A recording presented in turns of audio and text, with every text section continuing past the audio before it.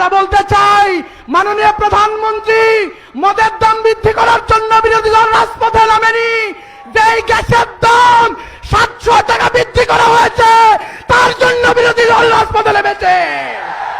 আজকে জানুয়ারি মাসে যখন পেট্রোলের দাম ছিল 120 টাকা, সেই দাম যখন 145 টাকা হয়েছে তখন আন্দোলন হবে, এটাই স্বাভাবিক। আপনি বলছেন মদের দাম বৃদ্ধি পেয়েছে, আপনার বাজেটে তো মধুর দামও বৃদ্ধি করা হয়েছে, এটা কেন বলেন না? আমরা উদারতা আহ্বান রাখতে চাই জাতির কাছে। আজকে আমরা বিরোধিতার জন্য বিরোধিতা করছি না, আমরা জনগণের জন্য বিরোধিতা করছি।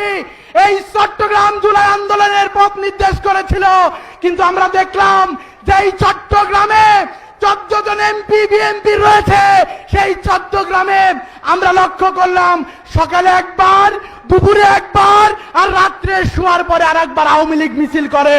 এই সুযোগ তৈরি করেছে বিএনপি, যার কারণেই তারা মিছিল করে। আমরা উদারতা আহ্বান রাখতে চাই।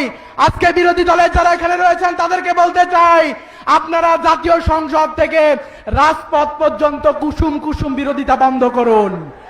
এই কুসুম কুসুম বিরোধিতার কারণেই বিরোধী দলের উপর নির্যাতন নিষ্পেষণের তারা যে রোডম্যাপ তৈরি করছে তা প্রতিহত করতে হবে আপনাদের।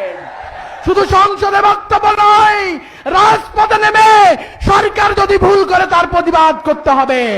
এই উদারতা আহ্বান রেখে আমার সংক্ষিপ্ত বক্তব্য এখানেই শেষ করছি। আসসালামু আলাইকুম ওয়া রাহমাতুল্লাহি ওয়া বারাকাতুহু।